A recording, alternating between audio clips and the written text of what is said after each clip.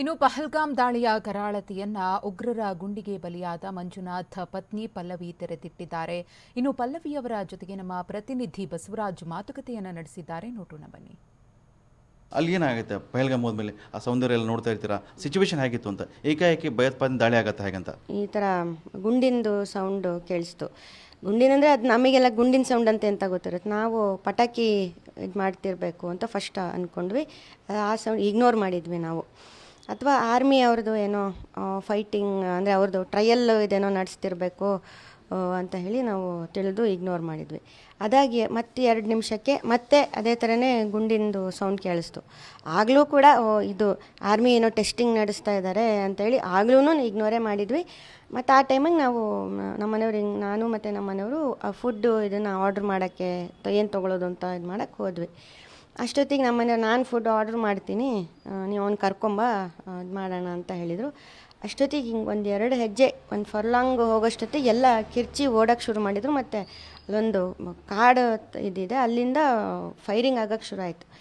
ಏನಾಗ್ತಿದೆ ಅಂತಲೇ ನಮಗೆ ಗೊತ್ತಾಗ್ತಿಲ್ಲ. ನಾನು ನನ್ನ ಮಗನ ಕೈ ಹಿಡ್ಕೊಂಡು ಇಬ್ಬರು ಹಿಂಗೆ ಬಗ್ಗೊಂಡು ಹಿಂಗೆ ನಮ್ಮನೆಯವರ ಕಡೆ ಓಡಿ ಬರ್ತೀವಿ.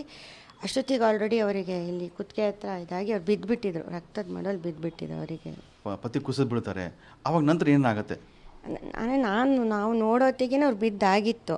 ನಾನು ಹೋಗಿ ಅಂದರೆ ಹಿಂಗೆ ಎತ್ಕೊಂಡೆ, ನನಗೆ ಗೊತ್ತಾಯ್ತು. ಯಾಕಂದರೆ ಫುಲ್ಲು ಇಲ್ಲಿ ಇದಾಗಿ ನಾನು ಎಲ್ಲಿ ಇದಾಗಿದೆ ಅಂತ ನೋಡಿದೆ, ಫುಲ್ ರಕ್ತನೇ ಮಕ್ತದ ಮಾಡೋಲ್ಲೇ ಬಿದ್ದಿದ್ರು. ಸೊ ನನಗೆ ಗೊತ್ತಾಯಿತು, ಅಂದರೆ ಜೀವ ಇಲ್ಲ ಅಂತ ನನಗೆ ಗೊತ್ತಾಯಿತು. ಅದೊಂಥರ ಅದು ನನಗೆ ಅದು ಏನು ನಡೀತಿದೆ ಅಂತಲೇ ಅರ್ಥ ಆಗ್ತಿಲ್ಲ. ಏನಿದು ಕನಸು, ಅದು ಫಿಲಮಲ್ಲಿ ಯಾವುದೋ ಒಂಥರ ಅದನ್ನು ನೋಡಿ ಏನಾದ್ರು ಕೆಟ್ಟ ಕನಸು ಥರನೋ ಅದು ಏನು ಅಂತ ತಿಳಿತಿಲ್ಲ.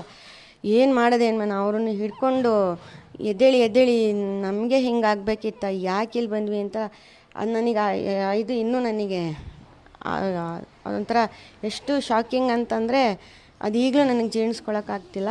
ನಾನು ನನ್ನ ಮಗ ಇಬ್ಬರು ಒಂಥರ ಹುಚ್ಚರು ಥರ ಒಂಥರ ಅಲ್ಲೇ ಹಿಂಗೆ ಹೋಗೋದು ಬರೋದು ಕಿರ್ಚ್ತಾ ಇದ್ವಿ. ಆಮೇಲೆ ನಮ್ಮನ್ನು ಸಾಯಿಸ್ಲಿ ಅಂತ ಇದು ಮಾಡ್ತಾಯಿದ್ವಿ. ಅಷ್ಟೊತ್ತಿಗೆ ಅವನು ಹೊಡೆದವನು ಅಲ್ಲಿ ಹಿಂಗೆ ಹೋಗ್ತಾ ಇದ್ದ. ಅವನಿಗೆ ಕರೆದ್ವಿ ನಾವು, ಮೇರೆ ಪತಿ ಕೋ ಮಾರನೋ, ಹಮೆ ಬಿ ಮಾರ್ದೋ ಅಂತ ನಾನು ಹೇಳಿದೆ. ಅಷ್ಟೊತ್ತಿಗೆ ನನ್ನ ಮಗನೂ ಕೂಡ ಕುತ್ತೆ ಮೇರೆ ಪಾಪ ಕೋ ಮಾರ ಏನೋ ಹಮೆ ಬಿ ಮಾರ್ದೋ ಅಂತ ಹೇಳ್ದ. ಅಷ್ಟೊತ್ತಿಗೆ ಅವನು ಹಿಂಗೆ ಹೋಗ್ತಿದ್ದವನು ನಿಂತು ನೈ ಮೋದಿ ಕೋ ಬೋಲೋ ಅಂತ ಹೇಳಿ ಅವನ ಪಾಡಿಗೆ ಅವ್ನು ಹೋಗಿ ಮತ್ತು ನನ್ನ ಕಣ್ಣೆದ್ರಿಗೇ ಇನ್ನು ಇಬ್ಬರಿಗೆ ಡೈರೆಕ್ಟ್ ಶೂಟ್ ಮಾಡಿದ್ದನ್ನ ನಾನು ನೋಡಿದೆ. ನಿಮ್ಮ ಕಣ್ಣೆದ್ರಿಗೆ ಇಬ್ಬರಿಗೆ ಶೂಟ್ ಮಾಡಿ? ಯಾರಿಗೆ ಮಾಡಿದ್ರು ಶೂಟ್ ಮಾಡಿದ್ದು? ಅದು ಒಬ್ಬರು ಗಂಡ ಹೆಂಡತಿ, ಅದು ಗಂಡ ಬಿದ್ದಿದ್ರು. ಅವ್ರಿಗೆ ಮೋಸ್ಟ್ಲಿ ಸ್ವಲ್ಪ ಪೆಟ್ಟಾಗಿತ್ತು, ಅಂದರೆ ರ್ಯಾಂಡಮಾಗಿ ಶೂಟ್ ಮಾಡ್ಕೊಂಡು ಹೋಗ್ತಿದ್ರಲ್ಲ ಇದ್ರದ್ದು. ಅವರಿಗೆ ಉಸಿರಿದೆ ಅಂತ ಅವರಿಗೆ, ಅಂದರೆ ಬದುಕಿದ್ದಾರೆ ಅಂತ ಗೊತ್ತಾಯಿತು. ಕಾಲಲ್ಲಿ ಹಿಂಗೆ ಮಾಡಿ ಅವರನ್ನು, ಅಂದರೆ ಹಿಂಗೆ ಉಲ್ಟಾ ಮಲಗ್ದವ್ರನ್ನ ಮತ್ತಿಂಗೆ ಅಂಗಾತ ಮಾಡಿ ಹಣೆಗೆ 2 ಗುಂಡು ಹೊಡೆದ್ರು. ಆಮೇಲೆ ಅವನು ಹಾಗೆ ಮತ್ತೆ ಅಷ್ಟೊತ್ತಿಗೆ ಅವ್ರ ವೈಫು ಒಂಥರ ಕಿರ್ಚೋಕ್ಕೆ ಶುರು ಮಾಡಿದರು. ಮತ್ತೆ ಒಂದು 4 ಹೆಜ್ಜೆ ಅವ್ನು ಮುಂದೆ ಹೋಗಿ ಇವರೆಲ್ಲ ಅಡ್ಕೊಂಡಿದ್ರು, ಅಂದರೆ ಕೆಲವರೆಲ್ಲ ಅವರೆಲ್ಲ ಅದನ್ನು ಹಿಂಗೆ ಸರಿಸಿ ಅಲ್ಲೇ ಅವ್ರು ಹಿಂಗೆ ಕೂತಿರ್ತಾರಲ್ಲ, ಇನ್ನೊಬ್ರಿಗೂ ಶೂಟ್ ಮಾಡಿ ನೋಡಿದೆ. ಆಮೇಲೆ ಆ ಕಡೆ ಎಲ್ಲೋ ಹೋದ ಅವನು, ಹಂಗೆ ಅದು ಮಾಡ್ತಾ ಹೋದ. ನಾನು ಇಷ್ಟು ಇದನ್ನು ನೋಡಿದ್ದು. ಆಲ್ರೆಡಿ ಆ ಕಡೆ ಎಲ್ಲ ಒಂದು 10-15 ಜನ ಡೆತ್ತಾಗಿ ಹೋಗಿತ್ತು. ಎಷ್ಟು ಜನ ಬಂದಿದ್ರಮ್ಮ ನೀವು ನೋಡಿದಾಗ? ಆ ಟೈಮಲ್ಲಿ ಎಷ್ಟು ಜನ ಇದ್ರು?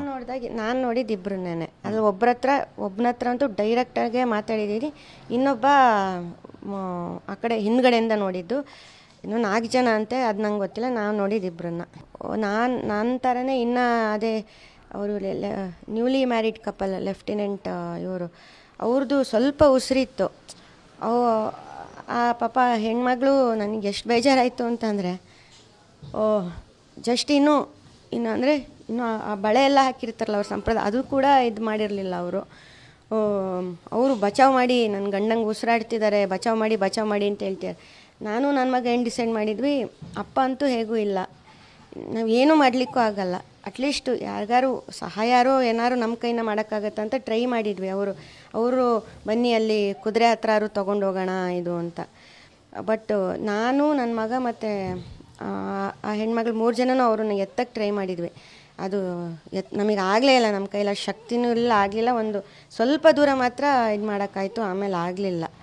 ಮತ್ತು ನಮಗದು ಇಂಪಾಸಿಬಲ್ ಅದು. ಕುದುರೆ ಹತ್ರ ತೊಗೊಂಡೋಗಿದ್ರು ಅಲ್ಲಿ ಕೆಳಗಡೆ ಎಲ್ಲ ನಮಗೆ ಕುದುರೆ ಓಡ್ಸೋಕ್ಕೆ ಬರಲ್ಲ, ಅದಷ್ಟು ಸುಲಭ ಅಲ್ಲ ಅಲ್ಲಿಂದ ಕೆಳಗೆ ಬರುವಂಥದ್ದು.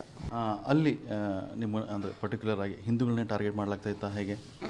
ಆ್ಯಕ್ಚುಲಿ ಹೌದು, ಅಂದರೆ ನಮಗೆ ಏನು ಮಾತಾಡಿಸ್ಲಿಲ್ಲ, ಬಟ್ ಬೇರೆಯವರಿಗೆಲ್ಲ ನಾನು ಆಮೇಲೆ ನಮ್ಮ ಥರನೇ ಆದವ್ರು ನಾವು ಜೊತೇಲಿ ಇದ್ವಲ್ಲ ಅವರೆಲ್ಲ ಹೇಳಿದ್ದು ಹೌದು, ಹಿಂದೂಗಳನ್ನೇ ಟಾರ್ಗೆಟ್ ಮಾಡಿದ್ದು ಹೌದು.